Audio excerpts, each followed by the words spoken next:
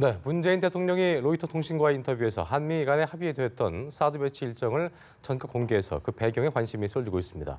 한미 간 사드 배치 합의 일정이 공개된 것은 이번이 처음인데요. 네, 관련 내용 두 분의 평론가와 함께 짚어보겠습니다. 서양호 두문정치전략연구소장, 김우석 미래전략개발연구소 부소장 나오셨습니다. 어서 오십시오. 어서 안녕하세요. 자, 문 대통령이 말씀드린 대로 로이터 통신과의 인터뷰에서 당초 한미가 올해 하반기에는 사드 한 기만 배치한 것이고 나머지 5기는 내년에 배치하기로 합의했다고 밝혔는데요. 일단 이게 어떤 한미 간 사드 배치 합의 일정 공개된 게 처음이기도 하고요. 일단 문 대통령이 미군이 당초 합의 사항과는 다르게 사드 배치가 좀 어떤 서둘러 배치됐다는 점을 지적한 이유가 있을 것 같아요. 그렇죠. 한미 정상회담을 앞두고 오해를 풀 건 풀고 그 미국 내 우호적인 여론을 좀 형성하자는 취지인 것 같아요. 그 미국 내에서는 아무래도 한국에서 사드 배치에 대해서 부정적이다. 그래서 공연히 환경 영향 평가라든가 의회 비준이라든가 그 의회 논의라든가 이런 걸 통해서 사드에 대해서 배치를 연기하거나 거부하려고 하는 의사가 있는 거 아니냐라고 하는 추측들이 많이 일어나자 원래 환경 영향 평가를 핑계로 배치를 연기하려는 게 아니라 내년에 배치되기도 된 게 오히려 앞당겨져서 하는 바람에 일정이 땡겨지는 바람에 오히려 해야 될 국내법 절차를 따라야 될 환경 영향 평가가 되지 않은 거다라고 하는 것을 양해 두고 하면서 이해를 구하는 측면. 그래서 현재 사드의 교착은 예정 몇 번 청와대하고 대변인이 바뀌었듯이 예정대로 배치를 할 것이다. 그런데 이렇게 국내 절차를 밟는 과정들은 우리의 의도라기보다는 애초에 절차 일정을 너무 당긴 미국 측의 원인 제공이 있다라는 점을 좀 분명히 해서 정상회담을 앞두고 제가 볼 때는 아까 말한 대로 우호적 여론과 함께 전략적으로 좀 트럼프 대통령에게 전략적 우위를 갖기 위한 그런 포석이 아닌가 뭐 그런 해석도 있는 것 같습니다. 네, 김우석 부소장님은 어떻게 좀 해석하셨어요? 전략적이라고 하는데 사실 전략이라고 하는 말이 명쾌하지 않을 때 많이 써요. 그래 전략적이란 말을 쓸 때는 대체적으로 전략이 좀 모호할 때 쓴다 이런 생각이 드는데 결국은 지금 같은 경우에는 미국에 대해서 뭐 약간 책임 전가를 하는 식의 문제 제기가 될 수도 있는데 어찌 됐든 뭐 이게 한미 정상회담이라고 하는 문재인 대통령이 국제사회에 처음에 등장하는 이벤트인데 이때 뭔가 성과를 내야 한다라고 하는 부분들에 대해서 강하게 좀 집착이 있는 것 같고요. 그런 의도에서 뭐 얘기가 나오는 것 같은데 그래서 대부분의 이번에 언론 인터뷰들을 몇 번 했지 않습니까? 그때도 미국과 우리는 입장이 다르지 않다라고 하는 것들을 계속 강하게 제기를 하면서 합의를 내겠다. 이해를 구하면서 합의를 도출하겠다라고 하는 그런 의도로 보여집니다. 그런데 지금 보면은 미국이 요새 밝혀지는 걸 보면 미국이 끊임없이 북한하고 물밑 대화들을 해왔던 거 아니겠습니까? 그리고 지난 대선 때도 코리아 패싱이 문제가 화제가 됐듯이 우리가 자칫하면은 국제사회에서 북핵 문제나 이런 부분들에 대해서 소외될 수 있다 이런 우려들이 있는 게 사실이에요. 그런데 이럴 때일수록 정부는 정말 진짜 전략적으로 잘 대응을 해야 할 것 같고 기본적으로 미국이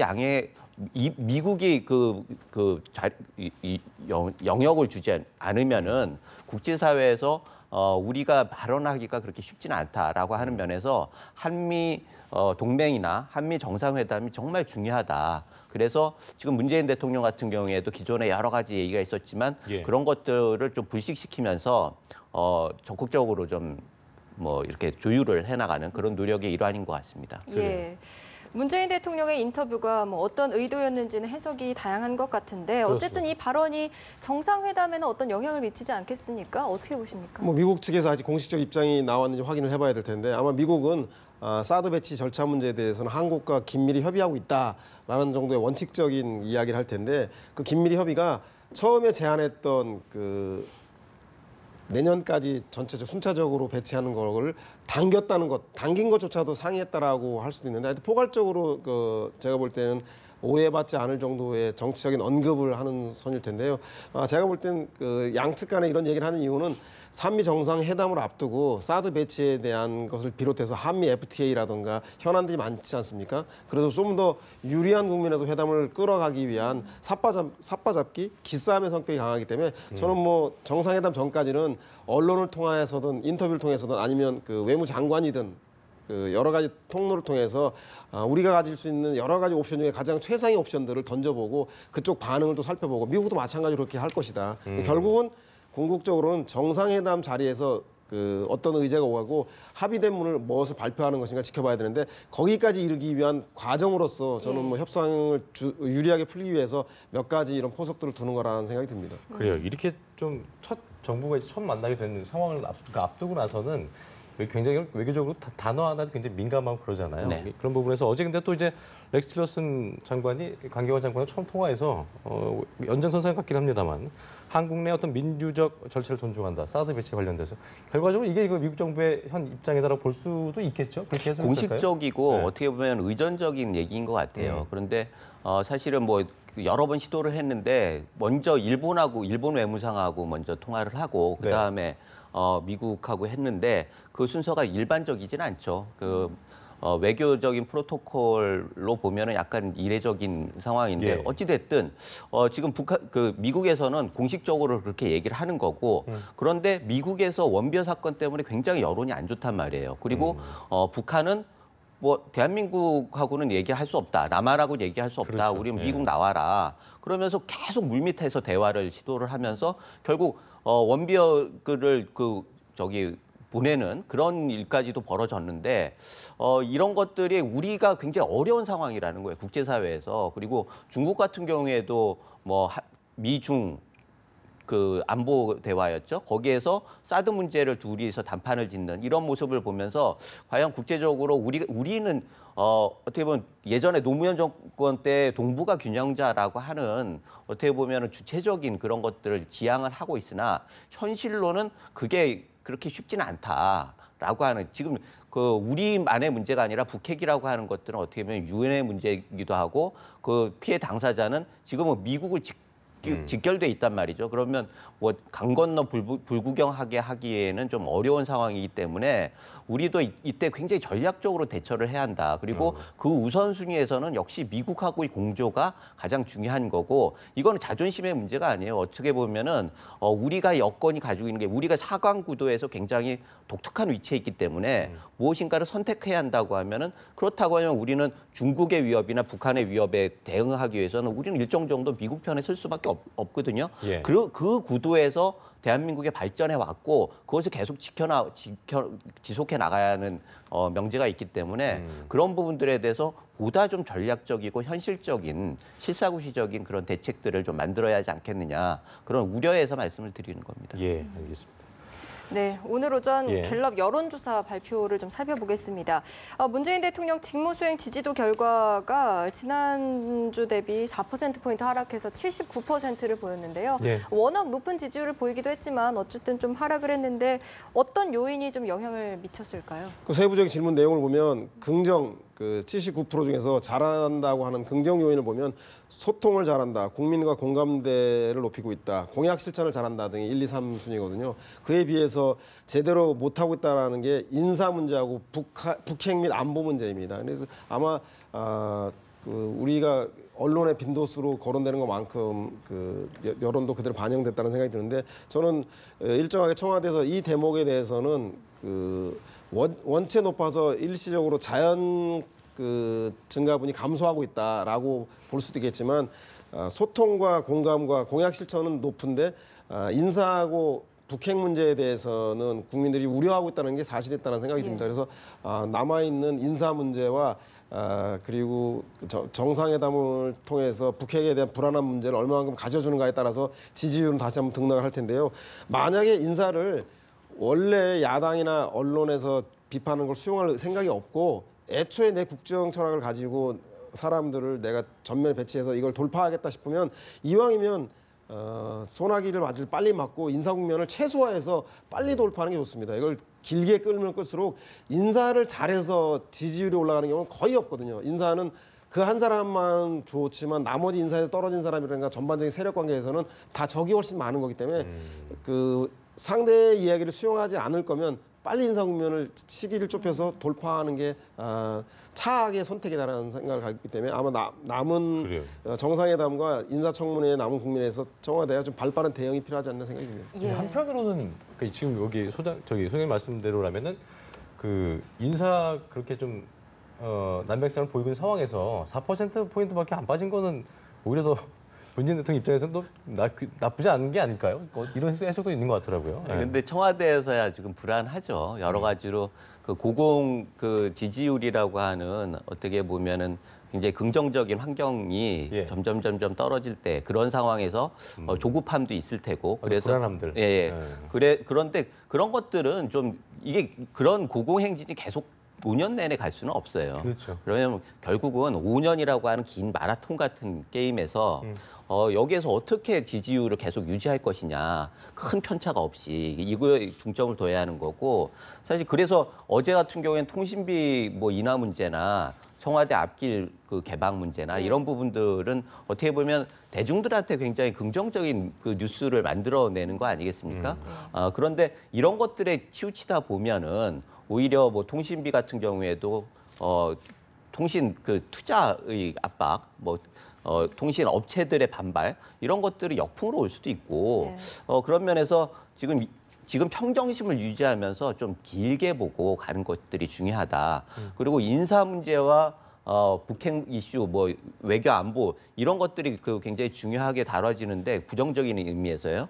인사 문제 같은 경우에는 일단은 일정 정도 기간이 있을 거예요. 이거를 일단 서 소장님 말씀하셨듯이 이거는 어찌 됐든 넘어갑니다.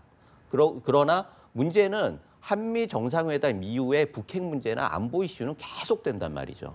그래서 어떻게 보면은 이거는 시작에 불과하다라고 볼 수도 있어요. 이제 너무나 많은 도전들 앞에 서 있는 거예요. 그래서 이런 경우에 있어서 정치권에서 도움을 받을 일들이 너무나 많은데 인사 문제에 있어서 그냥 돌파를 하겠다라고 하면은 어떻게 보면 그것도 패착이 될 수 있다. 그래서 지금은 굉장히 불안한 가운데 평정심을 가져야 하고 평정심을 가지면서 원칙적으로 협치라고 하는 부분들에 대해서 가치를 두고 그 방향으로 계속 나가야지 이 지지율을 계속 좀 유지해 나갈 수 있지 않겠느냐 이런 생각을 해봅니다. 정면 승부보다는 완급 조절이 좀 필요하다 이렇게 좀 보시는 거죠. 알겠습니다. 자, 어제 있었던 그 여야 4당 원내대표 얘기를 좀 해볼 텐데 일단 그 국회 정상화 합의 논의가 됐습니다만 조국 청와대 수석의 7월 운영위 출석도 그렇고요. 추경 예산 심사를 놓고는 한국당과 민주당이 이결을 못 좁혔어요. 일단 그 협상이 완료됐는데 일단 어제 화면 함께 보시고요. 저희가 다시 한번 이야기 나누겠습니다. 함께 보시죠. 계속 시기한다. 우리한다를 반대하고 합의문에 그러니까 그것이 안 되면 안 된다고 얘기를 하니까 저는 그걸 받을 수 없습니다.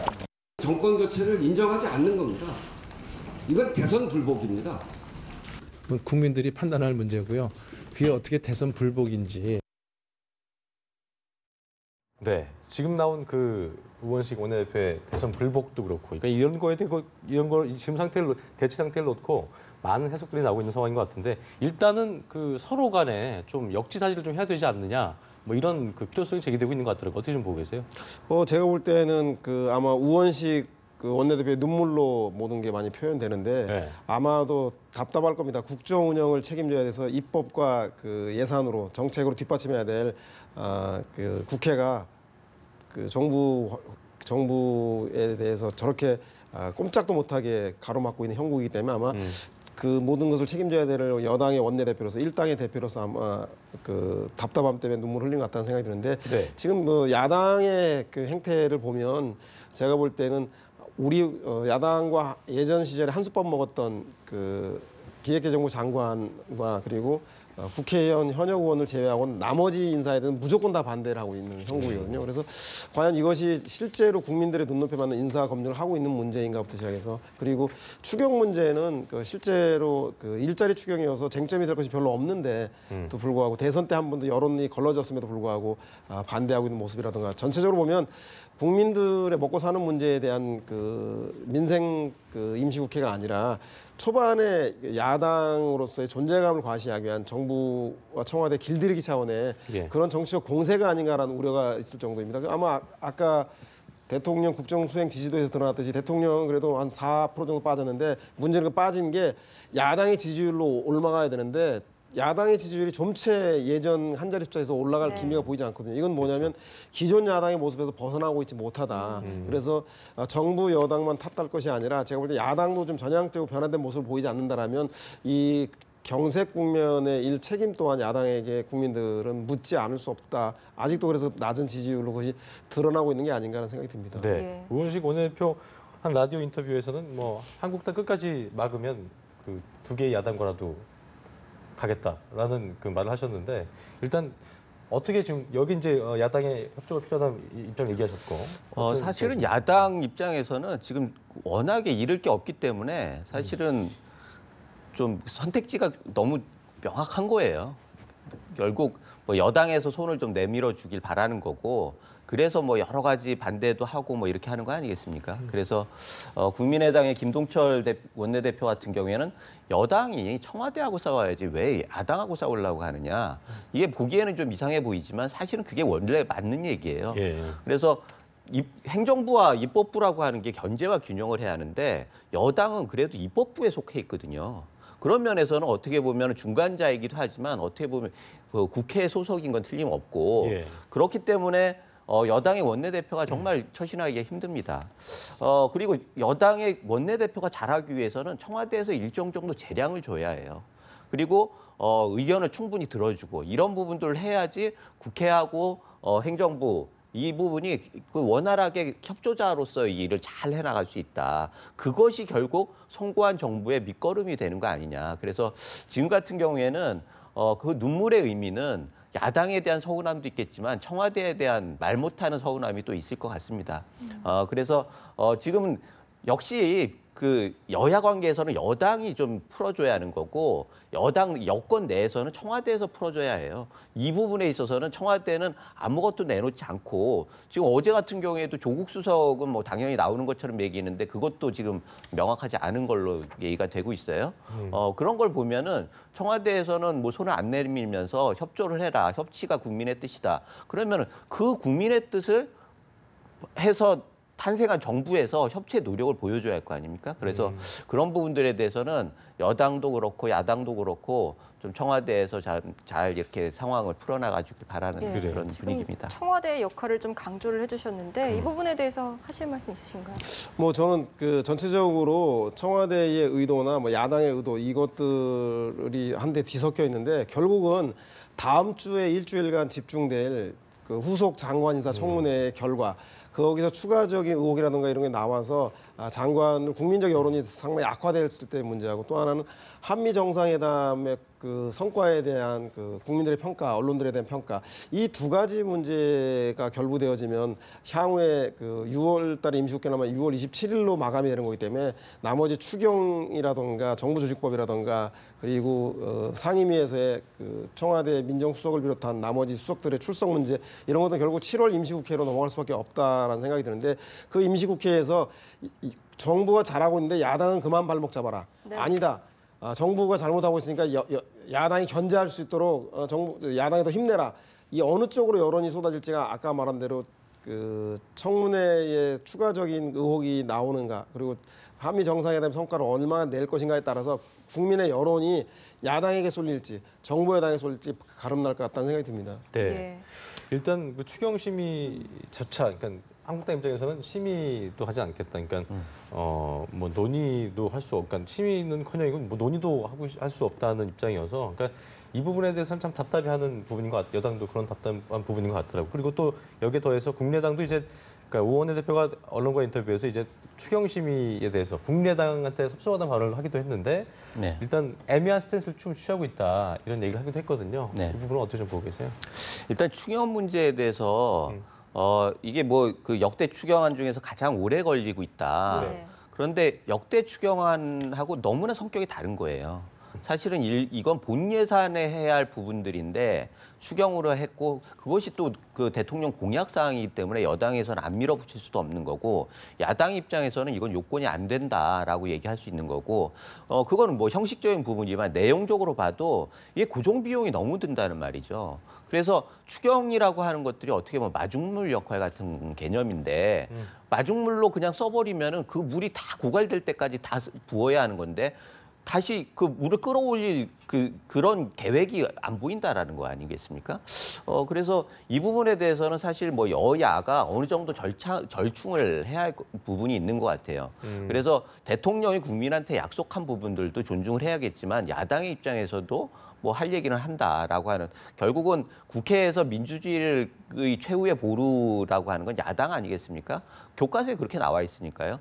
야당은 그 역할을 해야 하는 거고 그러나 추경안을 아예 안 하겠다, 심의 자체를 안 하겠다. 저는 그 부분에 대해서는 찬성하기가 좀 힘든 게 역시 국회 안에서 일을 해결을 해야죠. 회의도 하고 이렇게 하면서 하는 게 현실적으로 국민들한테 좀 일하는 국회, 긍정적인 야당 상을 보여주는 그런 길이 아닌가 생각이 듭니다. 부소장님 생각도 심의는 해야 된다 하면서 자세히 한번 따져봐야 되는데 심의를 하면서 대안들을 만들어야죠. 이게 마중물 그렇죠. 역할을 하려고 하면 그 과정을 통해서 그 과정에서 재정만 가지고 일자리를 만들 수는 없다. 그런데 지금은 그 이외에 그 대안이 없다란 말이죠. 그래서 국회에서 좀 긍정적이고 적극적인 대안들을 만들어내면서 이 예산 자체가 나중에 일자리 창출을 위해서 어떻게 기여할 수 있느냐. 또 더불어서 규제 개혁을 어떻게 할 것이냐. 이런 부분들도 사실 국회에서 논의돼야 할 부분인 것 같습니다. 그러니까 보니까 일각에서는 그래서 일자리를 일단 제쳐놓고라도 일부 그러니까 이외의 부분이라도 부분적 합의를 좀 해야 되지 않겠냐 이런 의견도 있더라고요. 그렇죠. 야당은 그 명분으로는 국가재정법상에 추경 요건이 안 갖춰져 있다. 즉 이것이 긴급 재난이라던가 대량 그 실직이나 실업 전쟁에 준하는 상태가 아닌데 공무원들 공공부문의 일자리를 만들기 위해서 정부 여당 예산을 쓰는 게 온당하지 않다라고 해서 요건의 문제를 따지고 있는데 사실 요건의 문제보다는 이미 대선 시기에 문재인 그 대통령이 주도했던 그 정부 주도의 공공부문 일자리를 통해서 일자리를 만들겠다는 의견과 보수 야당들이 얘기했던 그 일자리는 민간에서 해야 되는 거지 공공부문 정부의 국가 예산으로 할 게 아니다라고 한 두 가지 입장이 팽팽히 맞서지 않았습니까? 그리고 1차 대선 결과가 아마 문재인 대통령의 당선으로 결정났기 때문에 아마 우원식 원내대표가 대선에 불복하는 거 아니냐라고 하는 이유도 문재인 대통령을 선택했으면 문재인 대통령의 가장 1번 정책이었던 공공부문 일자리에 대해서 국민이 동의해 준 거 아니겠냐 이런 생각을 가지고 있는 것 같습니다. 그래서 제가 볼 때 오히려 야당 내에서 주요하게 정책의 야당의 상징적 브랜드가 안보 문제하고 일자리 문제였는데 안보 문제도 정권이 바뀜에 따라서 미국 주도 중심의 그리고 대북 제재 일변도에서 대북 대화와 제재 병행 그리고 다자간 외교로 바뀜에 따라서 외교에 대해서 인시스텝을 못 잡고 일자리 문제도 지금 현재 정부 여당이 가져가다 보니까 야당으로서는 이 문제에 대해서만큼 야당의 정체성을 보여야 되겠다 해서 강력하게 문제제기를 하는 것 같고요. 또 그 이면에는 일자리 11만 개면 가족까지 합쳐서 한 30만 명 되거든요. 그렇죠. 30만 표를 정부 여당에 뺏기는 거 아닌가라고 하는 현실적 계산도 있는 것 같습니다. 그래서 일단 이 문제는 야당의 정체성 문제이기 때문에 길게 좀 끌고 갈 생각인 것 같지 않은 생각이 드는데 하지만 국민들이 추경에 대한 요구가 원체 높기 때문에 아까 김무석 선생님 말씀하신 대로 제가 볼 때 이것은 전부 아니면 전부가 아니라 적정한 타협점을 만들지 않으면 국회 자체가 국민들로부터 외면받을 가능성이 매우 높다는 생각이 듭니다. 알겠습니다. 네. 인사 문제에 대해서는 어제 뜻을 같이 한 것 같은데요. 다음 주 초부터 10명 가까운 공직 후보자가 줄줄이 인사청문회에 오르게 됩니다. 아무래도 김상곤, 조대엽, 송영무 후보자 이 3명에게 집중 포화가 쏟아질 것 같은데 어떻게 좀 예상하세요? 일단은 뭐 추경과 달리 인사 문제에 대해서는 야당 입장에서는 뭐 요새 언론에 나온 것들 보면은 장을 벌이는 게 유리하다라고 판단하는 부분들이 있는 것 같아요. 그리고 어제 3종 세트 얘기하면서 김상곤, 조대엽, 송영무 후보자 같은 경우에는 집중적으로 검증을 하겠다라고 하는 입장을 밝혔는데 어찌됐든 지금 상황에서는 그 화력이 모일 수밖에 없는 상황인 거죠. 특히 송영무 후보자 같은 경우에는 집중적으로 지금 거론이 되고 있는데 이게 그 깨끗하냐 유능하냐라고 하는 선택에서 둘 다 아니라는 거예요. 깨끗하지도 않고 유능하지도 못하다. 깨끗하지 못하기 때문에 또 유능하지 못하다. 이게 성립되는 후보가 아닌가 이런 문제 제기를 하는 거예요. 지금 국방부 장관이라고 하는 게 1차적으로 방산 비리를 해결해야 그 얘기를 계속 강조하면서 대통령이 되셨어요. 그런데 거기에 대해서 전혀 적합하지 않고 오히려 의혹이 많은 분을 장관으로 한다라고 하는 부분들에 대해서는 여론이나 뭐 이렇게 국회나 야당에서 용인하기가 굉장히 힘들죠. 그래서 어떻게 돼도 송 후보자는 낙마시켜야 한다라고 하는 것들이 야당에서 팽배한 지금 분위기인 것 같습니다. 네. 그래서 얘기하는데 여당에서도 청와대에서도 지금 그냥 밀어붙일 게 아니라 사실 몇 가지 카드를 같이 준비를 해야 해요. 지금 3종 세트 얘기하는데 전체를 봐가지고는 어떻게 보면은 예전 같은 경우에는 뭐 서너 명 정도가 기본적으로 낙마하는 그런 게 있는데 이번 같은 경우에도 뭐 한 분이 낙마를 했지만 하여튼 두세 분 내에서 이렇게 좀 전체 그림에서 문제가 되는 분들은 좀 양보를 하고 이런 모습들을 보여서 추경까지도 계속 국회에서 협조적인 협치 모습을 보여야 하는 거 아닌가 이런 생각이 듭니다. 네, 서영훈 소장님도 한 말씀 해주시고 제가 볼 때는 장관 후보자들의 개별 의혹에 대해서는 청문회 통해서 좀 그 해명들을 좀 들어봐야 될 것 같다는 생각이 드는데 문제는 야당이 그동안 지나치게 장관 후보자에 대해서 흠집 내기를 많이 하다 보니까 국민들한테 피로감이라든가 변별력이 별로 없다는 문제하고요. 또 하나는 야당이 청문회에 나온 결과를 가지고 장관을 실질적으로 막을 그 법적인 그 조치나 권한이 전혀 없습니다. 할 수 있는 게 청문 보고서를 거부하거나 아니면 청문 보고서 채택할 때 부적격으로 채택하든가 아니면 청문회를 거부해야 되는데 그렇다 손 치더라도 대통령의 임명권을 막을 수 없다는 한계가 있고요. 따라서 결과적으로는 청문회에서 장관 후보자들이 본인들의 의혹에 대한 해명을 얼마나 설득력 있게 해나가는가 그리고 그것이 야당의 지나친 정치 공세인지 아니면 합리적으로 납득이 가는 문제인지에 대해서 국민들에게 설득하고 동의를 구해나간다면 저는 이 문제 또한 그 과정에서 드러날 문제이지 지금 미리 의혹에 대해서 예단할 필요는 없다. 청문회가 좀 지켜보자 이런 생각이 듭니다. 어쨌든 반대를 위한 반대보다는 합리적인 선거 검증을 모든 국민들이 바라고 있지 않을까 생각이 들면서 오늘 대담 마무리 짓겠습니다. 네, 지금까지 서영호 두문정치전략연구소장, 김우석 미래전략개발연구소 부소장이었습니다. 네, 고맙습니다.